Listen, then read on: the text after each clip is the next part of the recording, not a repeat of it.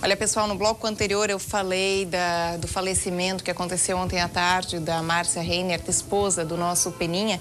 Enfim, o velório acontece hoje na capela do cemitério São José, a partir das 19 horas. E a cerimônia de cremação acontece amanhã, às 11 horas da manhã. Bom, olha só, pessoal, já se passaram 10 dias da tragédia que atingiu uma boate na cidade de Santa Maria, no Rio Grande do Sul. E para prestar assistência às vítimas do incêndio e familiares, profissionais da saúde do país inteiro foram convocados.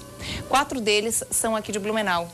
E hoje eu recebo aqui no nosso estúdio o psicólogo Antônio Gomes da Rosa, também recebo aqui a Karina Ulrich, que é psicóloga, e também o Jorge Fernando Moraes, que é enfermeiro e coordenador da saúde mental do município. Ok? Muito obrigada pela participação de vocês aqui. Antônio, agradeço também por ter se disponibilizado, enfim, trazido mais gente também aqui para falar sobre, enfim, a recrutação de vocês e agora também o pessoal de casa, como foi a estada de vocês lá. Bom, a escolha desses profissionais, ou seja, vocês 3 aqui de Blumenau, isso se deve até pela tragédia de 2008 que aconteceu aqui na nossa cidade? Fernando? Então, nós temos um trabalho de saúde mental no município, que tem sido referência principalmente na questão de apoio matricial e também teve a experiência relacionada a 2008 e por isso veio o convite da Política Nacional de Humanização para que nós pudéssemos estar compondo uma equipe, aproximadamente 4 pessoas, para que fosse, então, dar um auxílio nesse primeiro momento e levar a experiência que nós tínhamos aqui. Então, tem mais uma colega, que é a Suela, que também estava conosco nesse momento. Também participou. Antônio, vocês atenderam os familiares das vítimas? Tinha um galpão, tinha um local onde foi feito esse atendimento? Como funcionou, como aconteceu também? Nesse primeiro momento, na semana emergencial, né, de atenção aos familiares, aos grupos envolvidos com essas vítimas, nós recebemos, junto com os demais voluntários do país, num ambiente lá cedido pelo CAPS daquela localidade, né? Então ficou todo um ambiente superior, onde ali montou-se um pronto atendimento. Karina, e como foi esse atendimento de vocês, que continua agora? Vocês estavam me comentando aqui durante o intervalo que tem mais uma equipe que vai para lá também durante a semana. Já está lá? Já está. Enfim, como aconteceu? Então, a maior parte eram voluntários, né? Nós organizamos e intervimos de forma que esses voluntários fossem de uma equipe multiprofissional, não só psicólogos, mas médicos, assistente social, enfermeiro, técnico de enfermagem, para poder acolher toda a demanda, né? Os familiares vinham, esse serviço foi divulgado pela cidade e quem teve condições de vir até lá veio e nós fizemos esse acolhimento. O acolhimento a gente entende que é o momento onde a pessoa possa falar dessa angústia, porque o que a gente percebe é que as pessoas estão muito angustiadas, estão com um sofrimento muito grande, né? E elas não têm a oportunidade de falar, ou estão se culpabilizando muito. E com isso, elas não se acham no direito de poder falar. Eu não posso me queixar, por exemplo, uma sobrevivente, né? Ela veio só com apenas um arranhão, mas ela se criticando o tempo todo de que eu não posso me queixar porque não aconteceu nada comigo. Se autoculpando por tanta gente ter ido e ela não, né? Isso. Ter falecido e ela não. Então, a nossa intervenção foi essa, fazer com que ela possa falar dessa angústia e com isso ela consiga aos poucos elaborar toda essa situação. Relatos de lá, Fernando, o que vocês, enfim, escutaram nesse período que vocês estiveram por lá?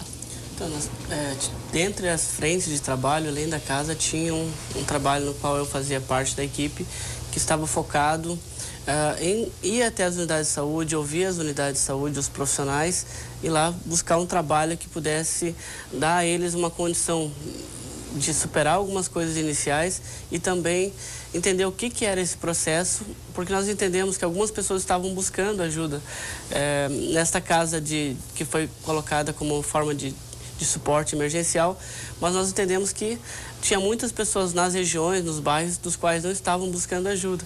Então nós precisávamos fazer um trabalho com as unidades de saúde para que elas pudessem fazer o mapeamento e o monitoramento dessas pessoas para entender qual é a condição delas e fazer atividades preventivas para que evitasse no futuro um adoecimento.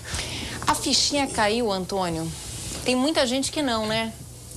A ficha deles e a nossa, eu acho que ainda não caiu, porque é um processo, né, que a gente vai ter agora aqui metabolizando. É verdade. E aos poucos a gente vai assentando, né, esse choque imediato. Nós estamos, eu diria assim, ainda num momento de ansiedade, angústia, né? Mas o processo agora deve estar indo para outros tipos de sofrimento, outras reações emocionais também. Pois é, até você estava falando aqui para mim antes que são fases. Que fases são essas que as pessoas passam depois de um momento como esse? Então, o pós-tragédia, né, traz algumas características. Nós tivemos aqui em Blumenau e todos acompanharam essas características de alguma maneira, sendo que aqui nós tivemos uma catástrofe natural, né? E lá a gente considera uma catástrofe social, né? Então, aonde, passado esse momento de choque, né, esse momento de desespero, de tentar entender e tentar imaginar aquela pessoa que não está mais lá, ou esse fato que foi tremendamente agressivo, né, para a ordem psicológica e social de todos nós, na verdade, não só deles. Deve-se estar indo para outros estágios onde as pessoas vão, no cair a ficha, né, vão ainda manifestar a sua tristeza, trabalhar essas perdas, mas paralelo a isso virá sentimentos de revolta também, né? Alguns sentimentos de raiva, aonde vai dar força para que a sociedade lá, a comunidade se manifeste, se mobilize em busca de responsabilizações, né? Karina, alguns exemplos, enfim, aí do que você escutou, conseguiu ajudar as pessoas, enfim, para passar adiante aí o que vocês vivenciaram lá também? Uma das coisas assim que me chamou muito a atenção, que eu acredito que seja resultado de toda essa situação de tragédia, quanto que os pais vinham trazer os seus filhos que perderam amigos nessa boate, ou filhos sobreviventes, como eu citei anteriormente, né? E eles vinham até os profissionais e diziam assim: cuide do meu filho. Se você cuidar do meu filho, eu já fico bem. Como se, assim, o significante, ou seja, a dor ou o perigo estivesse com os jovens. Afinal, essa tragédia aconteceu com jovens. Então, como se os pais não pudessem também estar sofrendo. E aí a nossa intervenção foi: não, mas você também precisa. Né? Você também precisa ser acolhido. Né? Então, isso foi, acredito, uma das intervenções que a gente fez e que contribuiu para tentar desmistificar esse significante que está rondando aí no discurso da comunidade como um todo, né? Daquela região. Fernando, daqui para frente, como é que vai ser esse apoio, então, de todos os familiares das vítimas, que, conforme o Antônio falou, talvez a ficha não caiu para ninguém ainda, né? Então, acho que a gente buscou fazer um trabalho de uma ação aguda, de uma crise que acabou de acontecer, e nós percebemos a necessidade de toda a cidade ter uma cobertura de apoio, mas focamos também nos profissionais, porque muitos deles trabalharam diretamente nos primeiros dias, não tiveram que trabalhar com corpos, fazer preparo de corpos para os sepultamentos. Então tinha muita gente abalado, e como a cidade não envolve somente alunos acadêmicos, envolve também profissionais da cidade. Então faz com que todos os profissionais relacionados que trabalham na cidade tenham contato, ou familiares, amigos ou vizinhos que também tiveram perdas. Então, o que a gente tem buscado mais é o fortalecimento dessas pessoas, para entendimento disto, e que elas possam, então, dar esse suporte, estarem bem, e também poder dar esse suporte à comunidade, que vai requerer muito, principalmente nesses primeiros dias agora, mas segue. No sábado já chegou uma nova equipe de Blumenau, mais 4 pessoas que ficaram até sábado lá, que vão tentar dar continuidade nessa linha de trabalho, que é juntamente com os profissionais. Bom, o Brasil inteiro, o mundo inteiro, mas a cidade em si é um luto só, né, Antônio? O que vocês vivenciaram ali na cidade em si? Eu tenho dito assim, imaginamos 2008 em Blumenau, com toda aquela movimentação, né, da Defesa Civil, dos profissionais do Corpo de Bombeiro, e muita lama, muito morro sendo desmoronado, né? Muita chuva.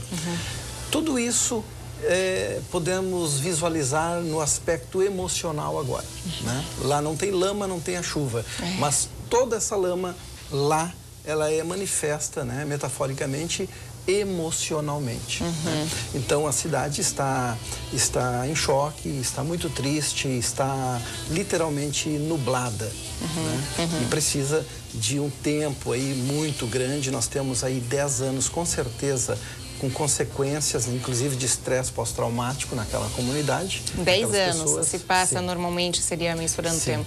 né? E as demais gerações vão estar trazendo de alguma maneira a marca desse acontecimento, né? Se existir voluntários aqui da nossa região que também quiserem prestar esse apoio, Karina, Fernando Antônio, tem como? Assim, o contato de voluntários se dá através do CRP, lá do Rio Grande do Sul. Nas equipes dos quais nós fizemos a seleção, esse primeiro momento foi pessoas, como foi requisitado pelo Ministério, que tinham a experiência para chegar lá, entender o que estava acontecendo e poder colaborar de imediato. Então, as pessoas que estiveram comigo foram pessoas que trabalharam diretamente nas ações de abrigos e moradias provisórias em 2008. E esse segundo momento já foi pessoas mais filtradas, com um foco mais específico, que é a função de matriciamento, que é esse trabalho de apoio matricial às unidades de saúde para que elas possam estar empoderadas de fazer esse cuidado e que a gente não tenha que encaminhá-la para serviços especializados, que possa identificar se há um sinal de adoecimento psiquiátrico antes de início, evitando então que essa pessoa torne-se depois um doente. Pois é, você falou um detalhe só, sei que a gente está com o tempo corridinho, mas só assim, esse adoecimento psiquiátrico, o que pode vir a acontecer com uma pessoa, um familiar que passou por isso, ou seja, seu filho envolvido nessa tragédia, síndrome de pânico, enfim, o que mais, Antônio, que pode vir a surgir, que tem que ter esse cuidado psicológico? A gente fala desse estágio de sintomas que seriam considerados naturais, né? Que é algum tipo de ansiedade, algum tipo de tristeza, enfim, uma dificuldade de relacionamento, até mesmo no próprio trabalho dessa pessoa. São sintomas em que podem aparecer e que a pessoa vai contornando e pode dar conta deles sem que seja necessariamente uma patologia ou classificado como um estresse pós-traumático, aonde vai ter que ter uma atenção muito especializada, que se dá com os transtornos de ansiedade, né, onde a pessoa manifesta insônia, distúrbio na alimentação, dificuldades nos relacionamentos, dificuldade no trabalho, alcoolismo, abusos sexuais, que também são consequências pós-tragédias. Quer dizer, todas essas características, inclusive infartos e AVCs, né? Também infarto estudado pela comunidade de cardiologia, pós-tragédias. Exatamente, aconteceu? Lá inclusive já teve infartos, mas nos próximos 10 anos ainda, 5 anos num processo muito acentuado e os segundos 5 anos para 10 anos diminuindo, mas nos próximos 10 anos podemos ter consequências, inclusive de infartos e AVCs originários, né, desta intensidade, né, emocional e psicológica que ocorreu agora. Gente, muito obrigada pela participação. Muito obrigada mais uma vez também, Antônio, aí, por ter vindo aqui. A gente fica feliz pela presença de vocês. Enfim, um fato tão traumático, mas que pelo menos a gente pôde passar um pouquinho adiante a experiência que vocês tiveram, tanta gente ainda buscando por informações, né? Obrigada.